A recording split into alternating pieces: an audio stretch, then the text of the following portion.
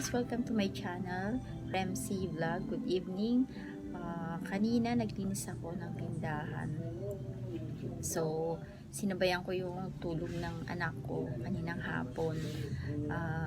Sinabayan ko siya. Nakapaglinis naman ako. Nalinis ko yung mga noodles at saka yung mga lagayan ng mga biscuit. Yan, yung mga estante.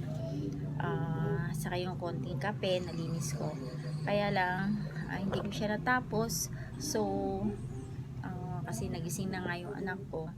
So, baka next week or netong by Friday or yun, baka by Friday. Ano ba ngayon?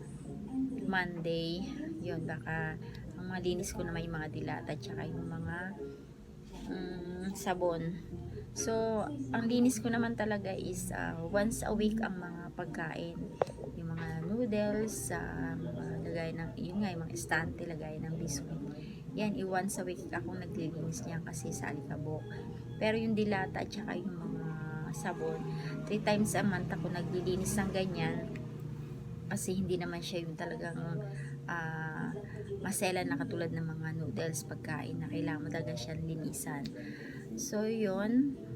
Mamaya upload ko yun. Yun yung bali ma-share ko sa inyo. Ngayon, nung ados, nung January 2, nakapamilya ako doon sa grocery na inaano ko. Baka next ano ko na lang yun i-share sa inyo. Kasi medyo nahirapan ako mag-edit kasi nga yung may anak ako nga, ang hirap kumuha ng time, lalo baby pa yung anak ko. So, ang kadalasan na me time ko yung gabi, sa gabi. Katulad nito, tulog na siya, nalinis ko na siya, nakatulog naman siya ng madali ko siya napatulog kasi minsan pahirapan siya patulugin. So, yun lang muna yung ma-share ko sa inyo. At thank you nga pala sa mga subscriber ko at sa mga hindi pa nakaka-subscribe, please subscribe. Pwede nyo siyang share, pwede kayo mag-comment, mag-like, yan. At kung gusto nyo makita yung mga videos ko, please click the notification bell para naman ma-update kayo sa mga videos ko. So, yun lang mga guys. Yun lang po. Magandang gabi sa inyo. Keep safe. Sweet dreams sa mga matutulog na. At sana